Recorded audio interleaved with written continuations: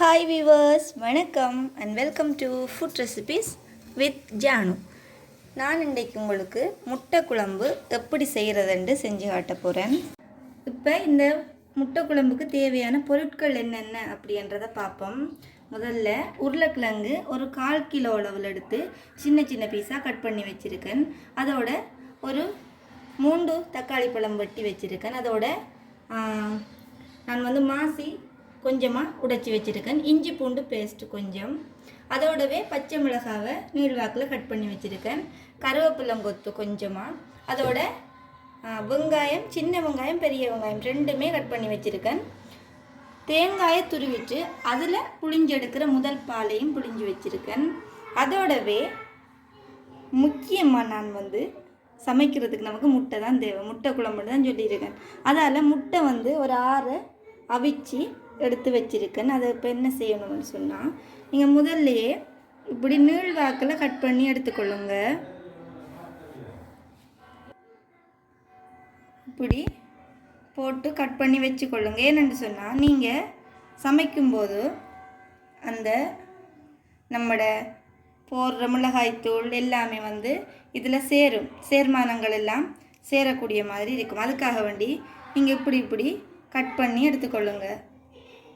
சின்ன சின்ன கீரைலாம் கீறிக்கொள்ளுங்க. ஆகையும் தாளமாக கீரை வேணாம், முன்னுக்கு மட்டும் கொஞ்சமாக கீறிக்கொள்ளுங்க.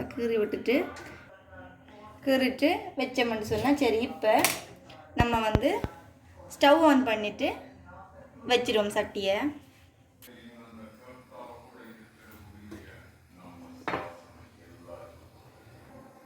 இப்போ சட்டி சூடாயிட்டு நம்ம எண்ணெயை சேர்த்துக்கொள்ளுவோம். சேர்த்துட்டு எண்ணெயும் சூடாகட்டும்.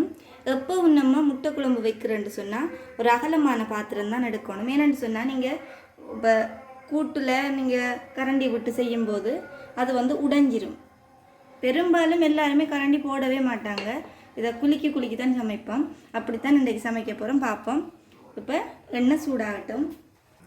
எண்ணெய் சூடாயிட்டு இப்போ கடுகு கொஞ்சமாக சேர்த்துக்கொள்ளுவோம். கடுகு வெடிக்கட்டும்.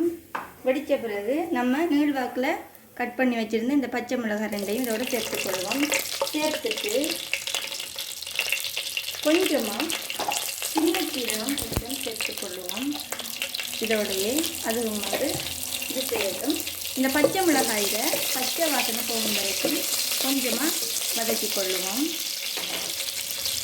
இதோடவே நம்ம எடுத்து வச்சுருந்த கருவேப்பு நிலையில் அரைவாசியை தூவி விடுங்க. அதுவும் நல்லா பொரியட்டும்.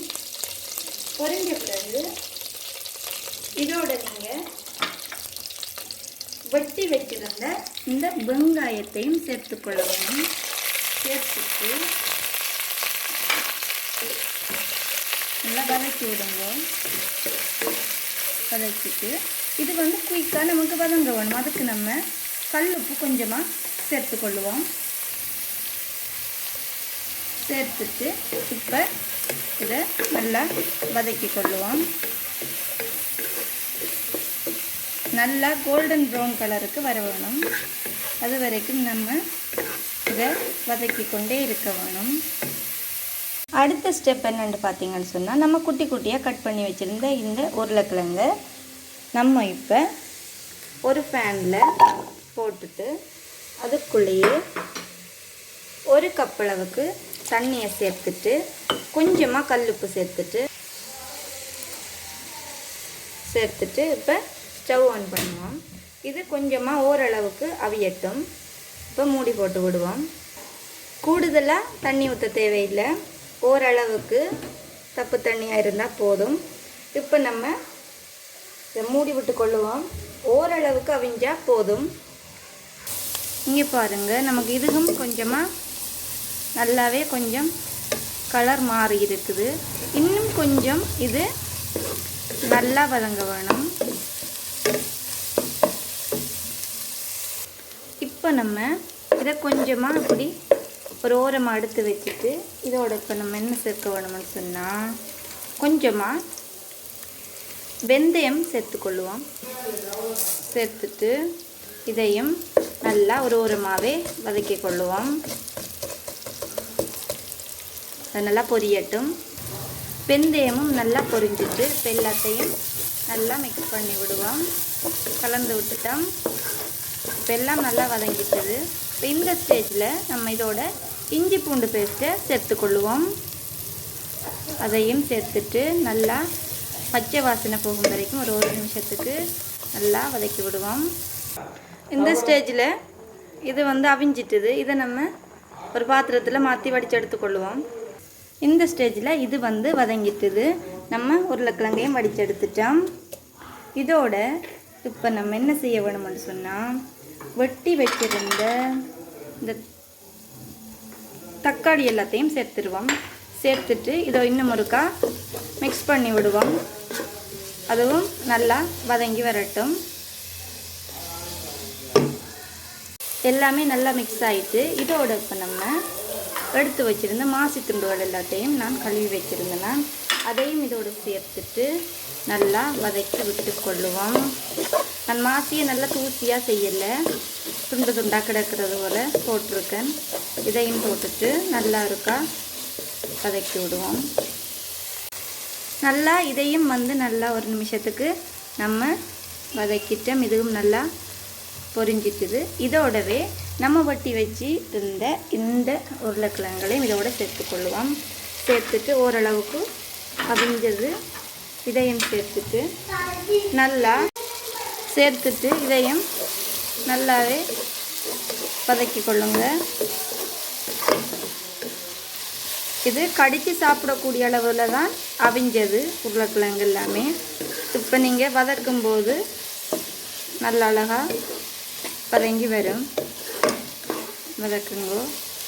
வதக்கிட்டு இதை பொரிச்சும் போடலாம். நீங்கள் உருளைக்கிழங்கு மாசி எல்லாத்தையும் பொரிச்சும் போடலாம். எல்லாம் எண்ணெயிலும் கூட சேர்க்கக்கூடாது தானே, அதுக்காக வேண்டி நான் இப்படி செஞ்சுருக்கிறேன். இது நல்லா வதக்கி கொண்டே இருக்கணும். வதக்கி கொண்டிருப்போம்.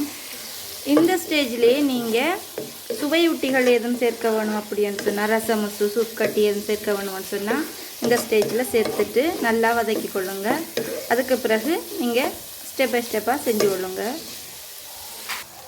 இந்த ஸ்டேஜில் மிளகாய்த்தூள் ஒரு 2 டீஸ்பூன் அளவுக்கு போட்டுக்கொள்ளுங்க. உங்களுக்கு உரைப்பு தகுந்த அளவுக்கு போட்டுக்கொள்ளுங்க. நான் 2 டீஸ்பூன் அளவுக்கு போட்டிருக்கேன். இந்த ஸ்டேஜில் நீங்கள் பால் இதுக்கு தானே உங்கள்கிட்ட எடுத்து வச்சுருந்த நீங்கள் இந்த கட்டிப்பால் இதோடு சேர்த்துருங்க. சேர்த்துட்டு நல்லா கலந்து கொள்ளுங்க. கலந்து விட்டுட்டு இந்த ஸ்டேஜில் நீங்கள் முட்டையை சேர்த்துக்கொள்ளுங்க. எல்லா முட்டையும் இதோடு சேர்த்துட்டு கலந்து விட்டுட்டு நம்ம வதக்கும் போது தான் கொஞ்சம் உப்பு சேர்த்த இப்போ இந்த நம்ம பால் எல்லாம் விட்டோம் தானே, அதுக்காக வேண்டி கொஞ்சம் உப்பு சேர்த்துட்டு நம்ம மூடி போட்டு மூடிக்கொள்ளுவோம். உப்பு சேர்த்தாச்சு. இப்போ மூடி போட்டு மூடி விடுவோம். இது நல்லா பால்ற பச்சை வாசனை போகும் வரைக்கும் இது கொதிக்கட்டும்.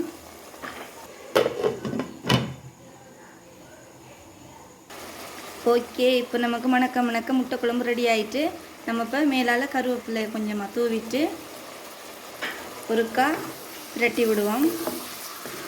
விட்டுட்டு இங்கே பாருங்கள், அவ்வளோ சூப்பராக இருக்கும். இந்த முட்டைக்குள்ளே நம்ம கட் பண்ணி வச்சுருந்தோம் தானே முட்டையை, அதுக்குள்ளே எல்லாத்துக்குள்ளேயுமே நல்லா இறங்கி இருக்கும். இப்போ நம்மளோட முட்டை குழம்பு ரெடி ஆகிட்டு. இந்த வீடியோ உங்களுக்கு பிடிச்சிருந்தா லைக் பண்ணுங்கள், ஷேர் பண்ணுங்கள், கமெண்ட் பண்ணுங்கள். மறக்காமல் என்னோடய சேனலை சப்ஸ்கிரைப் பண்ணுங்கள். தேங்க்யூ ஸோ மச் ஃபார் வாட்சிங். டாடா, பாய்.